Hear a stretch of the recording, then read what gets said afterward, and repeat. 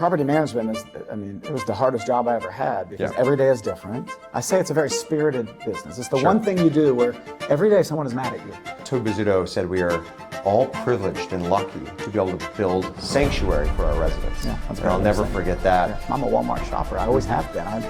Every time I buy real estate, I do the Walmart test. How far is a Walmart from where I'm going to buy a piece of property, whether it's vacation property, personal property, because it tells me that there's things nearby. And I tell people all the time, an idea that you don't pursue is just an idea. 10 million pets a year, Chris, in the U.S. still get lost or stolen. 10 million. 10 million And we can launch a rocket, and it can come back, and we can catch it with a pair of chopsticks. But yet 10 million pets a year still get lost in this. A very large multifamily client last week, I was at one of their events, and he said, your product got us out of a lawsuit. To many people, pets are their family. Sure. Right? And I think one of the things that shocked me. All right, John, thank you for having me here. This is an incredible place. Welcome. To be at the pet screening headquarters here in Charlotte. Yes. And I gotta say, incredible to see how big it is and how impactful, the different elements of the business, which we'll dive into. But I really want to start, I think you have, you're kind of a Renaissance man. You were, I think, truly, I think back to the stories of Hamilton and Thomas Jefferson and many of these people who were founders of our country. They were business people. They had families, they had ranches, they had all these different businesses, but they also helped form the government. They helped form policy. They helped pay it forward. And one of the unique things about you is that you've been in multiple lines of business, but you also have been in government. So I'd like to dive into maybe, where did you get this entrepreneurial spirit? Were you born with it? Did you learn it? Tell us a little bit about that story. Yeah, Chris, first, thank you. Renaissance man. I've been called a lot of things, not that, so thank you. Especially in politics, you can imagine things I've been called. I was raised by mom and dad. They're the hardest working people I know. My dad's a Vietnam vet. My dad actually went to college later in life. In fact, when I was graduating from college, I went to Clemson University. He was graduating from college the same year because he had used an Air Force program because he wanted to get a 4-year degree. And he was resolved to do that. And my mom and dad are still alive, thank goodness. And so they really taught me an incredible work ethic. I was just the kid selling lemonade, cutting grass with a lawnmower. I had a wonderful life growing up. I like to say humble beginnings. Sure. We had a house that, the old fishbowl syndrome, right? The fish grows as big as the bowl. Sure. Our house was very, very small. In fact, I tell my kids, I'm like, the home I was raised in is like half the size of one floor in my home.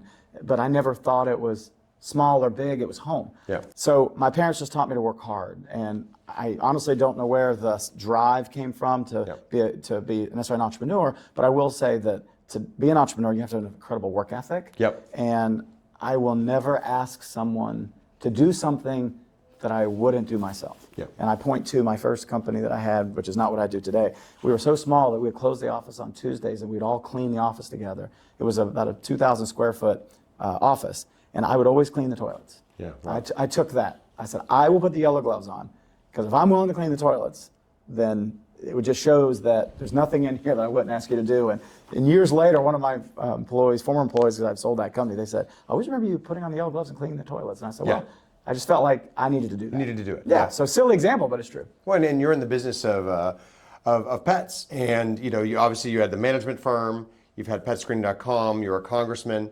So take me through. Did you learn at a moment working for someone else that you wanted to start your own business, or was it by happenstance that you did it? Tell me about, did you have a learn? I think you mentioned a learning moment. Yeah, sure. Somewhere else. Yeah, so first of all, I was one of the first people in my family to go to college. I told you my dad went at the same time, but my parents just said go to college. Yeah. When I went to Clemson, I was always good in math and science, so I studied engineering. Yeah. I was an engineer for ExxonMobil, which was awesome. I lived in Texas for a year. Then I moved to Memphis, Tennessee. And while I was working for ExxonMobil, I wanted to get a business degree, because in engineering, we do not get business classes. I never had a finance class, an accounting class. I just never. So I did an executive MBA program, and then I went to IBM Corporation and got into sales. And it was IBM where I learned about levered earnings. I didn't even know what a levered sales plan was, because I was an engineer. I made a salary. Bonus was never in our vernacular as engineers. It just wasn't. And IBM taught me the value of bonus money, and then I took that money, started buying real estate, and next thing you know, I grew a property management company, and that was the first business that was born on my own, if you will. And it just went from there. Tell me about that management company, because I think a lot of people think that management is sexy. They think that investing is sexy. There's obviously the development side of the business. Yes. So tell me about management and maybe some of the challenges early on starting that business. Were any moments that were very memorable that were actually, we have the good side. Sure. What about the tough parts? Yeah, starting up? I mean, look, property management it was the hardest job I ever had because every day is different. I say it's a very spirited business. It's the one thing you do where every day someone is mad at you. Either your owner is mad at you, or either the resident or the tenant is mad at you. And I was in the single family side, so SFR, scattered site. Yeah. Before the institutional companies kind of came on the scene, I was already doing it. And we were very fortunate when the institutional companies like the American Homes for Rent, which is now AMH, and Invitation Homes, these companies were just getting started. Wow. They were looking for property managers to manage portfolios in certain states, and I was lucky enough to be the company they chose in the Carolinas. And that was really an accelerating moment. But property manager is a tough gig, but because I'm hands-on, I would pressure wash my homes. I would put the pine straw out. I mean, I did as much as I could for the turns because finding labor was hard. Yeah. Finding maintenance teams was hard. But again, there's a lot to unpack there, but property management, it's the hardest job I've ever had, but it's also the most rewarding job, which is sort of kind of crazy to say, but I think I share that with a lot of other people who feel the same. I was just in New York and speaking this week, and we had Avalon Bay, and Toby Bizzuto spoke right before us. Okay. But they both spoke about the North Stars of being those residents in the buildings. Yes. We get that right, get our people right, the investors will be right as well. Sure. But Toby Bizzuto said we are all privileged and lucky to be able to build sanctuary for our residents. Yeah, that's and I'll never forget that. Yeah. But to your point about being in management, you are dealing with properties, whereas an office like this, people only here 5 days a week, 8 till 5.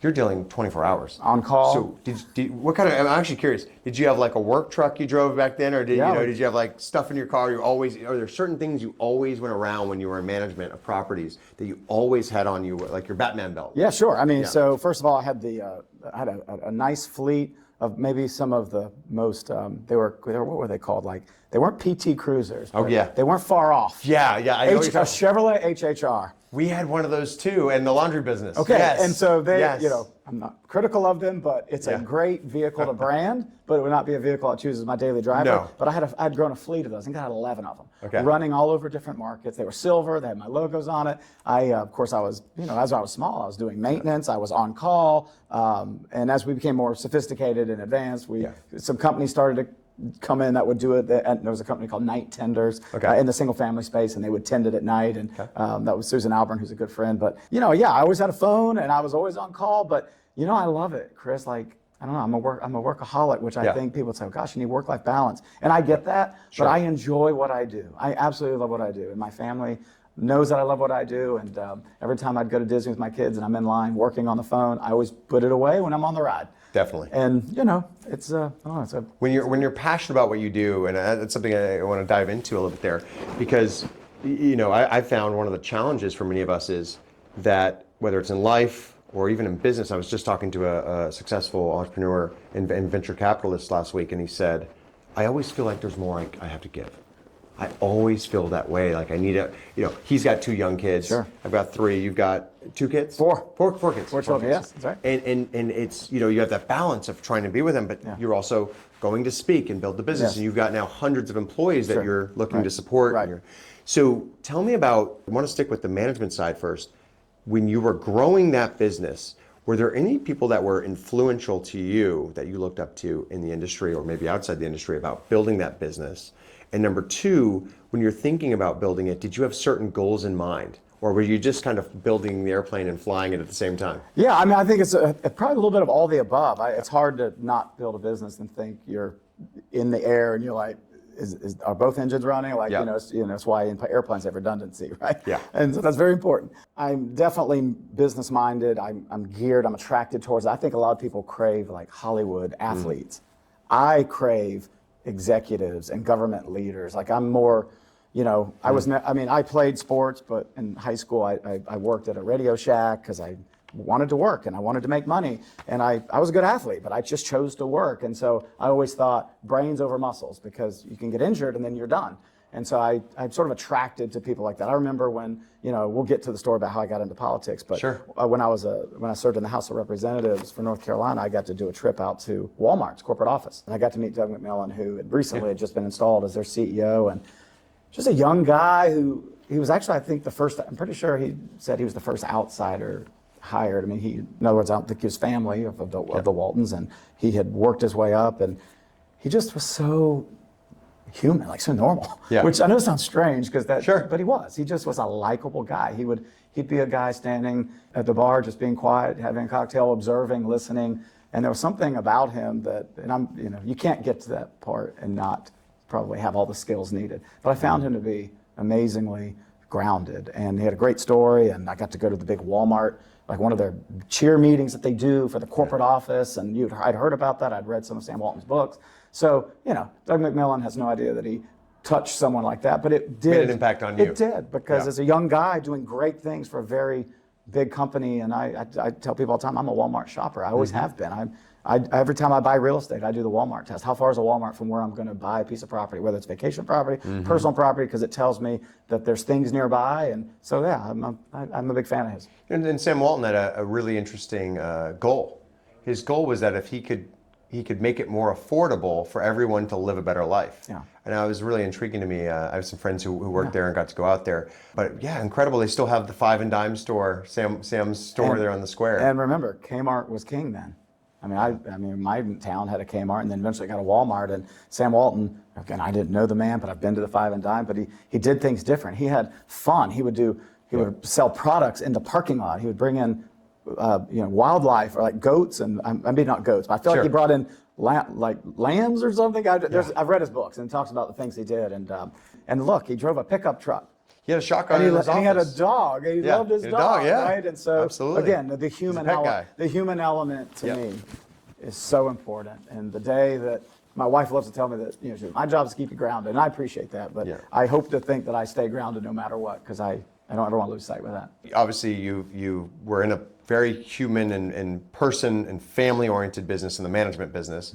Share some of the stats around maybe the scale of that business, how long you did it, and then kind of like the next steps in that business. Well, I started at 0, single family, bought 4 rentals myself, using my IBM bonus money. Other friends in IBM said, buy me a few houses. I had colleagues at ExxonMobil, because I tend to keep great bridges even when I leave a place. So all my Exxon colleagues who knew me well said, hey, go find me a rental house. And so at the peak, we were managing a couple thousand rental houses, but these are single family assets. And we were doing it in Indianapolis, Florida, or parts of Florida, the Carolinas. So we were really starting to spread out. And that's a lot, right? Unlike multifamily, where it tends to be in a block and you can get in a golf cart and drive around, getting in a car and going to a big city like Charlotte, you might be able to get to 8 in one day, but with traffic, that'd be hustling it, right? Whereas, multi, you can get to, not 8, you probably get to 2,000 units in a day. That's right. Yeah, so it's just density versus scattered. That's called scattered site. Yeah. And then I eventually, in that I was a part of my Chamber of Commerce. And then that's when someone said, you ought to go run for city council. Interesting. And so I did. Oh, wow. And then that kind of took off, and then eventually ran for the House of Representatives. And so that's, I think, what started my political career, was being a job creator in my community. I was involved. I was sponsoring chamber golf tournaments. I was a part of the chamber. I was on their board. I just tend to get involved. I like to be involved. Now, because you also do philanthropy. Yes. So were you involved in philanthropy at that time too, or how did the philanthropy come about? Because it's active part of pet screening business now. It is. I mean, philanthropy. So look, I feel like we want to be good corporate citizens. Yeah. So I've always said that we use our profits for good.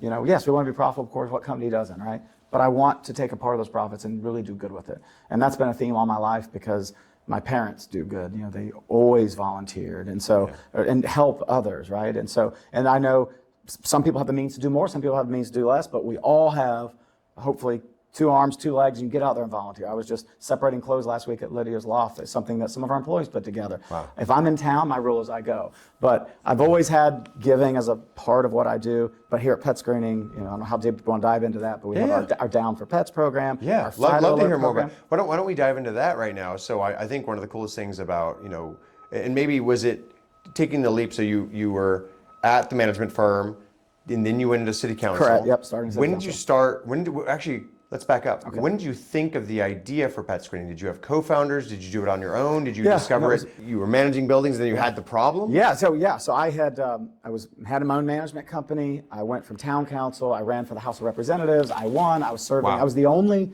property manager like that. And we had a few people that had some rentals, but I was doing it for a living. And I was the only property manager in both the Senate and the House. And so I quickly became the go-to guy for any tenant landlord law in our state. And while it takes a lot of people to get things done, I'm not trying to say I was the only one. I would say that I often led the bills and was the primary sponsor, and of course had the help of industry groups who would weigh in, but like the North Carolina Apartment Association, NCAR, a lot of group, North Carolina Rental Home Council, they always would support me because I really understood property management. And I believe tenants and residents should have rights, so it's a fair relationship both ways. But I wanted to make sure that for property rights, it was I thought correct in North Carolina. So I served in North Carolina. So what happened was, Chris, anytime someone would call a senator or a House member about property management, specifically, there was a big frustration around fake emotional support animals, fake ESAs. There are truly people with disabilities that need service animals and emotional support animals. In North Carolina, it's a criminal misdemeanor to commit service animal fraud, for example. And they would say, call Representative Bradford, he knows this space. And when my phone kept ringing about the issue, I was surprised at how it wasn't just my company that was experiencing, there were others. And that was, I would say, I kind of put a pin in that, but that's what started this realization that there's a lot of property managers who own their companies that are frustrated with that issue and they don't know how to handle it. When you take that combined with a dog bite incident that I had at one of my properties, actually 2 dog bite incidents for portfolios that I had inherited from some of the institutional REITs, but I didn't place the resident. I just sort of inherited it. But on the lease, it did not have a pet. But wouldn't you know, it was a dog bite. And so my insurance company, because I was the responsible party at the time, even though I didn't place the resident, I didn't even know there was a dog there. We got sued. And it made me take a step back and go, how could I have mitigated that? And that's when the idea of pet screening started to form. And, we've created truly have created a category, which I'm so proud of. It's unbelievable. I'm so grateful to so many people that have supported me. And this doesn't happen magically. It happens with a lot of hard work. But at the same time, I'm very fortunate to have had the idea. And I tell people all the time, an idea that you don't pursue is just an idea. I've done a lot of silly things. I've tried inventors contests, and some work out, some don't. But this one I put my own money in, and it's been a fun rocket. I got to at the office. I got to meet a lot of your teams, and it's incredible. I love the layout here. It's very very community oriented. Obviously, you invest into your team, and you're growing that. You're bringing some of the best from the industry onto the team. Obviously, Arlene and Nicole and many others. To many people, pets are their family. For sure. Right. And I think one of the things that shocked me, and I feel like you know this better than me, but I remember I would say 15 years ago, most properties didn't allow pets. They didn't even have a policy to allow them. Right. And so to your point around ESAs, well, you kind of have to, right? So then it seems like that was the evolution of the problem. 1000%. Is that you don't give people an outlet. So then they start breaking laws, potentially. And so now, that's what I'm getting at, is the root of pet screening was this massive problem that you saw while you were writing legislation, while you saw it from your previous business. That's right. What made you want to, and I'd love to hear what you're about to go into, but the story of evolution of saying, I'm going to give up property management and I'm going to go full steam on this idea. Yeah, well, first of all, I'm a pet owner. I have pets. How many do you have? I have two, but we just lost a 15-year-old cat. That's all right. My screensaver on my phone is my dog she's been deceased 10 years. Right? You just don't let go of these animals, right? So a big part of my life. This is my personal philosophy. I think pets are like kids. If you go to a restaurant and there's a screaming child, it's not really the child's fault. It's probably the parent's fault for maybe not disciplining them or making sure they're not doing that to disrupt everyone else. Not all dogs and all breeds are dangerous. There's certain dogs that have long stood really have received this. We don't rent to these dogs because they're dangerous. And I get that. I'm never trying to pet screening. Our job's not to try to convince people to necessarily change. I'm not going to take these dogs. What I will say though is, as a wonderful consequence, a lot of companies that use pet screening are removing breed restrictions. It is not by chance that the number one type of assistance animal is a pit bull. That is not by chance. It is because largely pit bulls are not allowed at properties. So then they go make it an ESA because under federal law, you cannot deny an ESA regardless of breed. Wow. Yeah, so that's the correlation. And it's not just that, it's German Shepherds. And so most of the top 10 dogs that are the most popular types of assistance animals, tend to fall into the types of dogs that are typically prohibited.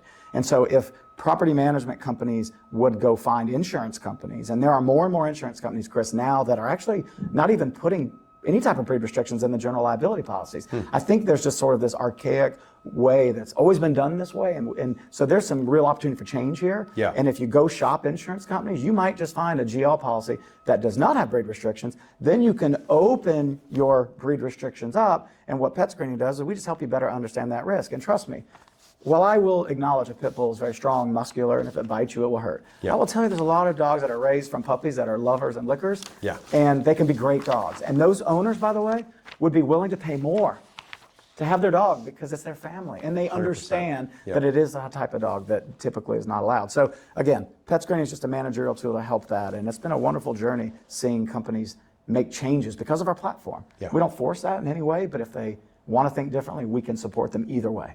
So I'd love to actually, break down, because you as we talked a little bit, you have the nonprofit arms. Yes. There's multiple elements of your business. Yes. And you sold the management business. I did because Yeah. I sold it. It wasn't fair to them because Sure. my time was being absorbed at pet screening. But I did You sell were in it. Congress at the time as well. I did, serving in the House of Representatives, and I And just building the finished. business. I just finished my term a couple months ago. Wow. After almost a decade. So Thanks for your service. Well, thank you. I and enjoyed your it. father's service Yeah. as well. Yeah. So as you're balancing, because I think a lot of people look at these legislatures, people who run for mayor, Sure. and in some places, oftentimes you're still running your other business. You have to. I mean, and how do you manage? Is it a 50-50 time? Is Well, it just yeah. you're elevating the number of hours and you're working Yeah. 16 hours a day? I mean, North Carolina's unique, and we made a whopping $13,000 a year. Both senators and House members, that's what we made. Wow. And we're considered a part-time legislature, but I was in leadership, and it was very much full-time for me. I was Yeah. in Raleigh 4 days a week, every week. Wow. I left Mondays, came home late Thursday nights, Okay. every week for 9 and 10 months at a time. So my kids. So you're spending more than you're making, hands Oh, down. 1,000%. But Yeah. I was in a situation where it was a calling for me. I think we Yeah. need business-minded, we need all kinds of people in politics, but Sure. I did want a business, I wanted the business community to be recommended. Less regulations, lower taxation, let businesses be taxed less so they can invest their profits back into the business and grow it. And that's just sort of a common sense thing to me. And so I wanted to bring that to the table, and because I had a business, I could afford to go to Raleigh and let my business run without me. This is the first time, Chris, I've been full-time CEO of Pet Screening, because I started Pet Screening while I was in the legislature, and I just finished up last December. So it's it's fun for me to be actually in the office every day, Yeah. short of being on the road for conferences, which lots of conferences. Yeah, you speak a lot, I know, Yeah, so I do. But you the just- point you is, just flew back from one. Yeah, I did. Yeah, last night. And the point is, though, it takes a lot of time, but because of technology, you can still run a company and be remote. That we learn every day. I mean, COVID taught us that, right? Incredible. Yeah. I mean, obviously you're building very cool technology. And so let's dive into that, because I think we think about technology in so many different ways. You just you gave me a tour and Yes. showed me some of the technology you've got here of other companies. But one of the coolest things, I think, is that you're at the fundamental base of it, you are helping people in need, whether that's people looking for their dog. So what is that called again? The Fido Alert. Fido Alert. Amber Alert for pets. Fido Okay. Alert. Amber Alert. And is it free? Does it cost money? How does it work? Yeah, it's free to pet owners, but it's not free to Pet Screening. You pay for it. We completely fund it. So you create. It's our social mission. We want to help every lost pet find its way home. Okay. 10 million pets a year, Chris, in the U.S. still get lost or stolen. 10 million. 10 million And we pets. can launch Okay. a rocket, and it can come back, and we can catch it with a pair of chopsticks. But yet 10 million pets a year still get lost or missing. Now, some of those are returned home because microchipping is great, but believe it or not, microchips don't get updated. Microchips can move in the skin. Sure. We encourage people, microchip your pets, number one. Okay. But we created a technology using a very simple aluminum tag with a QR code and a Fido number. Think a 9-digit unique number, Social Security number, for example. Yep. For cats, Tabby Alert. So Tabby Alert for cats, Fido Alert for dogs. We provide one free aluminum tag. It's a bone for a dog. It's a mouse if it's a cat. And we only do one per household because I'm paying for these. We sell the tags. How many do you have out there? Several million. Million? Yeah, million. Several million. Okay, wow. And this is an audience completely separate from Pet Screening audience. Yeah. I mean, we have very famous people. I mean, Nikki Hilton has signed up for a tag. Derek Nottie, who plays for the Kansas City Chiefs, who starts on Sundays. I like to say he's 2 people removed from the most famous woman in the world, Taylor Swift, right? Because he plays with Travis Kelce. So he is a huge Fido. You got to send him one down. I'm sure she's got pets in Nashville. I don't know. Too, so maybe for Taylor Swift. I don't know. I mean, if she did that, this thing would obviously blow up. But the point is, we use our profits to do good, and we basically stood up this technology. You get a simple tag, right? My Sure. dog had aluminum tags when I was 5, 6 years old, right? We didn't reinvent aluminum tags. What we did is we took a QR code and tied it to SMS texting.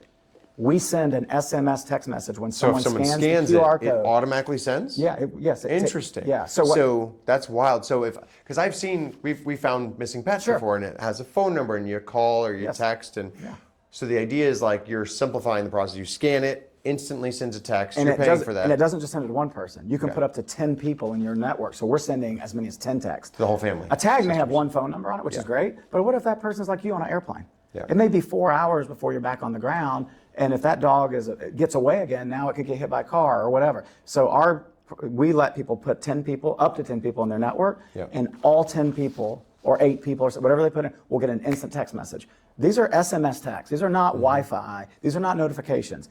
Pet Screening pays for every single text message. We've sent over 10 million texts. We've reunited 60,000 lost dogs and cats, all 50 states and Puerto Rico. Wow. I mean, I've been on Las Vegas News. We've won pet awards for this. And this is just an idea that I had years ago, the same time I had the idea of pet screening, but I had to wait a few years because I had to have the money to pay for it. It's wild, yeah. And we have a tag factory here. We make our own tags because these tags are $10 at Chewy and at Walmart. That's how much these tags cost. Yeah, I bought one. I just bought one recently. It's a very simple tag. Now, we do have a lot of really, I would say, sexier tags. We have silicone tags, stainless steel tags, and we have tag makers that will sell through on those. We don't make any money on it, but if you just want our free tag, it's a black, it's unisex, everyone gets a black tag, and it's aluminum, so it won't rust, and it's called Fido Alert and Tabby Alert for cats. Very cool. So you got that part, which is essentially nonprofit part of the business growing. Correct. And then you've got, tell me about the other services at a high level that pet screening does. Well, philanthropy-wise?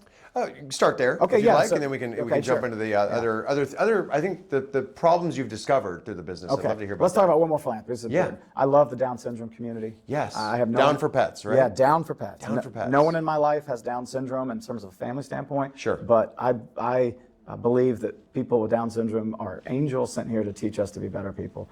I know people with Down syndrome have feelings. Don't get me wrong, but my experience, I hired people at the legislature to be my legislative intern with Down syndrome. It was not charity, Chris. I put them to work because these individuals want to be contributors. They want to live on their own if they can. So we have a program called Down for Pets.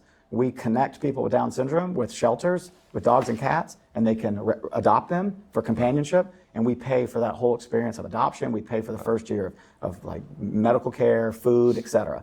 And so we have a young man here named Sam Jordan who has Down syndrome. Employee? He's an employee. He's here every Tuesday, Wednesday, Thursday because that's when our office is open. He has a little tool belt, and in the tool belt is some dog treats, doggy poo bags, a leash, because we're pet friendly at Pet Screening. We have probably 50 to 60 dogs in the office every day. He walks those dogs for our employees, but he also does a lot of it. He cleans whiteboards, he takes out trash, he checks our mail, and we're in a 1 million square foot facility. So the mail is like across the facility. And he's a very independent young man who is just amazing, and he teaches all of us how to be better people. So Down for Pets is available to anyone.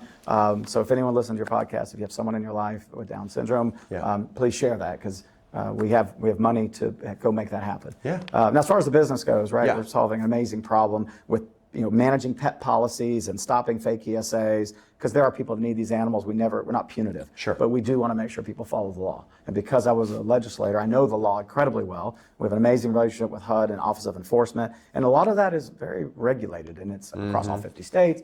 We manage that. Our customers allow us just to help them do that.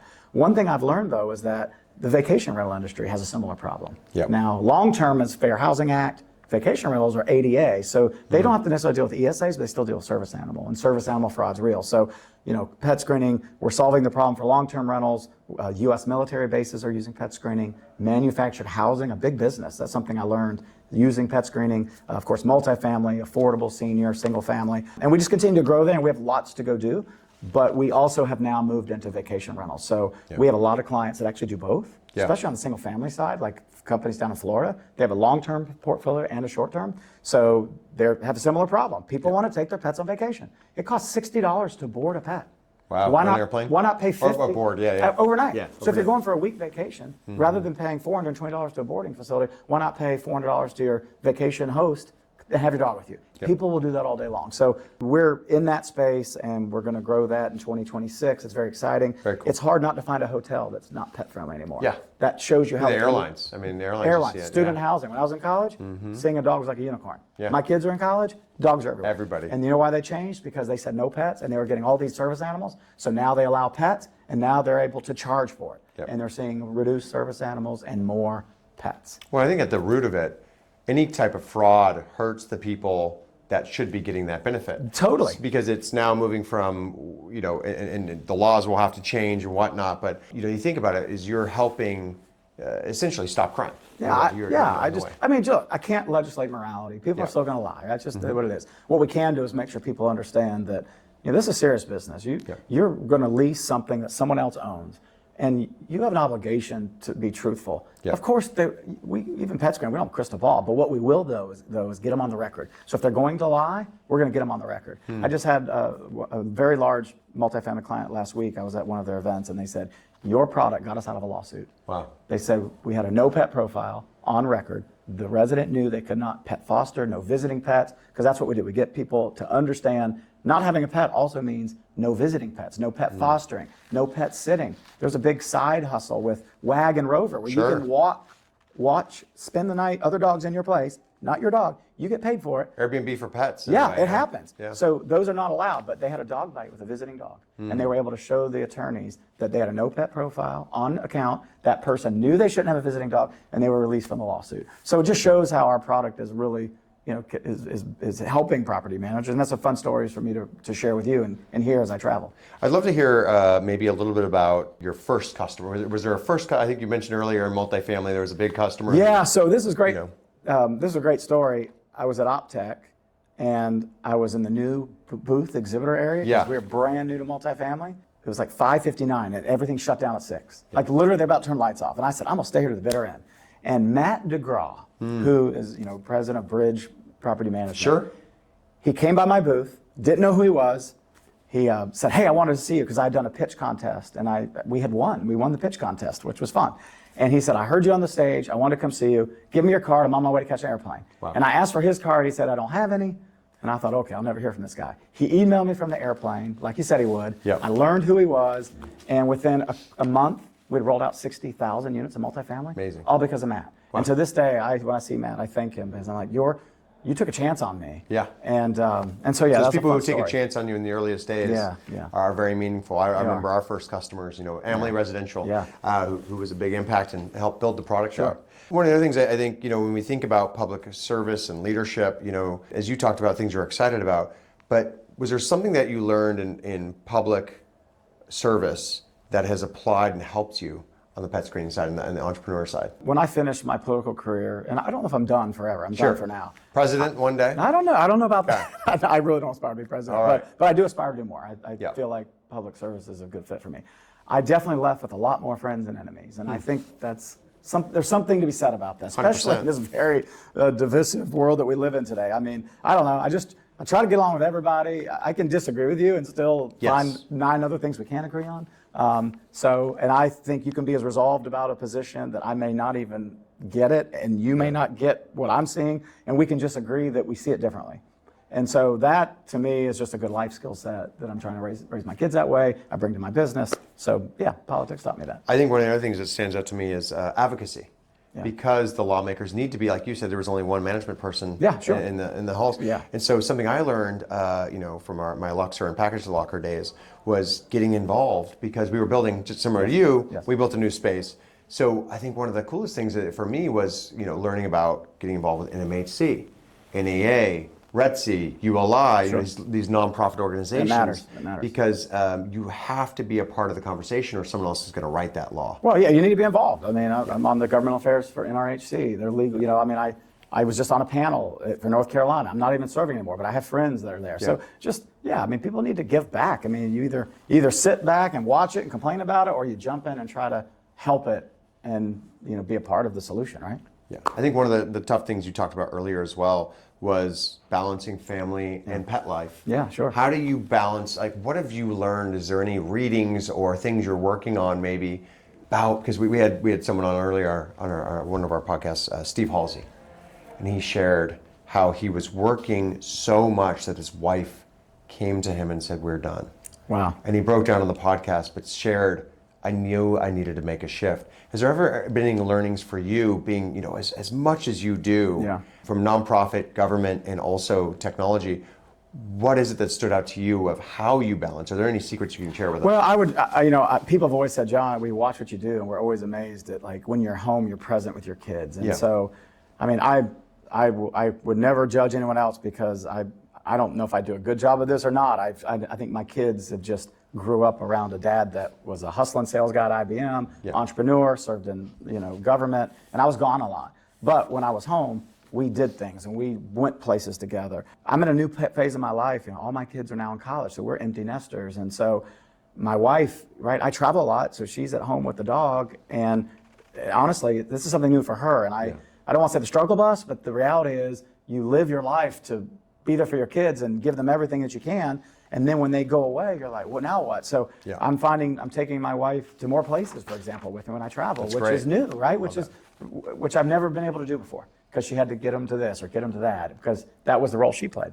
And that was incredibly important, because if that wasn't happening, then who's minding the shop at home, right? And so I am in a new phase of my life with my wife, and I'm going to New York next week for a meeting, and I'm taking her with me. Yeah, Great. Absolutely. So hopefully seeing a play or going to see something. Well, we're going to go to. I proposed to her at Tavern on the Green some years ago, so we're going to go to Tavern on the Green. That was the only thing I could. Back then, that seemed so expensive. I looked at the menu price. I'm like, it's not too bad. It's amazing how we've come a long way. But nonetheless, we're going to go back to Tavern on the Green, and it'll be a fun trip. So I love New York City. It's such a great place to travel to, but I kind of now love the calmness, especially with kids. Like you said, kids are everything to me. Right. I'd love to ask you too. I mean, what's something are you looking with your kids? I always question this. I've got a 6-year-old, a 5, and a 2, and I'm now bringing my 6-year-old with me to visit properties, to see the business, so important. CEO lunch. So important. He wants to do a podcast. Wonderful. His first episode. You should do that.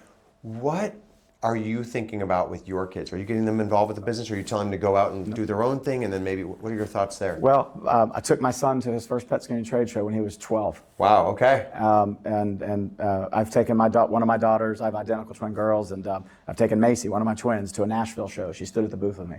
My other daughter, Molly, she wants to be a lawyer and an attorney, and so she is working for our legal team as an intern. Oh, great. Sophie is communications, and where we're sitting right now, she's worked with Adam to get behind the camera. So, and my wife runs HR. Great. So I really think, but there are no handouts for the Bradfords. Yep. My kids have to earn it. Yep. My son interned for pet screening every single year, except one year he rode his bike across the country for charity, which was wonderful for people with disabilities. Yep. And I said, that was your job. But the point is, he worked here every single summer, and when he graduated from college, he had to interview. I kept my hands off of it. People may not believe that you would never not offer your son a job, but I really mean it. If he didn't qualify, we weren't going to hire him. Mm-hmm. Molly had worked for my last company, and she was only a junior in high school. She fell asleep in the chair while she was working. Someone in my office sent me a picture of her falling asleep. No. I picked up the phone and called her, and she answered, and I said, let me tell you something, Molly. If you fall asleep again, you're fired. Wow. I said, I cannot have you falling asleep. It's my company. And so to this day, she never forgot that phone call, because I was not joking. Yep. No handouts. I didn't have handouts, no handouts for them. Love that. I think, there's an interesting, the other day, got to see Andrew Huberman in Atlanta, and he said, it's better to have that failure early in life than later in life. I agree. You have it early and then learn and have success. But you're right, too many kids oftentimes are just given a silver spoon and they don't know what to do with it. For sure. So, for sure. I'm curious too, obviously I think one of the coolest things to watch is it's not, sometimes people say they're passionate or some people have great stories, but I can actually feel the passion coming over. You're exuding it. It comes out from the effort, the stories. You can feel the intensity. Just walking through the hallways here of how you are going and shaking hands with your team, asking how they're doing. You've got some people in from other places here. Yes. How do you keep that up? What is it that is it? Can you teach motivation to others? What is it within great entrepreneurs that you can keep going like this, that passion? Do you have any thoughts there? I think it's remaining grounded and never forgetting that, like, yes, this may have been my idea, but the execution took many. Mm-hmm. And in government, I constantly was on stage, right? I'm on the floor, talking about a being bill. recorded, listened to, And I always get all the credit. But there's so much more that happens. Mm-hmm. We have bill writers who who write the bills, who help us. I had a legislative assistant who kept the appointments going. I'm just the person that actually held the microphone. So while we may get the credit, or I get the credit as founder, CEO, the reality is, if this was a big old zero, I'd be founder of zero, right? It's something because of we call them our pet screening pack. Our team is everything. It's not just cliche here. We have 3 core values. Everyone deserves an opportunity. I have people here that may not have gone to college. I don't care. My dad did eventually go to college. My point is, people come from different circumstances. I just want positivity, hard work, grinders, hustlers. That's what I want. So everyone deserves an opportunity. Sam, with Down syndrome, works here. Come make your mark. I didn't say come make a positive mark. I hope you make a positive mark, because if you make a negative one, I probably move you out of the business. But the point is, come and make your mark. Put your fingerprints all over this. And then lastly, our 3rd core value is laugh more and have fun. And if you don't enjoy where you work, don't do it. Yep. Right? Buy a great mattress, because you're going to sleep a lot on it. Have a nice car, because you're going to be probably driving a lot, and work for somewhere you love to work. And so by me radiating those things and not just talking about them, but living by them, I think it does make it contagious to others, and they go, gosh, this is the type of guy I want to work for. And that's important to me. I want to be I want to be the Doug McMillan. I want to be a grounded, a regular guy. You saw my cubicle. I have a cubicle that's the same size as everybody else. Your cubicle is right in the middle of the bullpen with everyone else, your executive team. No doubt. I love the badges from every show you've been to. There's probably thousands there. Yes. What is it that else we need to know about you and your mission and working with pets that I didn't ask you? I'm an engineer. People think engineers are introverted. I'm actually a very extroverted person. I was a college mascot. That tells you a lot about my energy level. Yeah. People don't know that about me.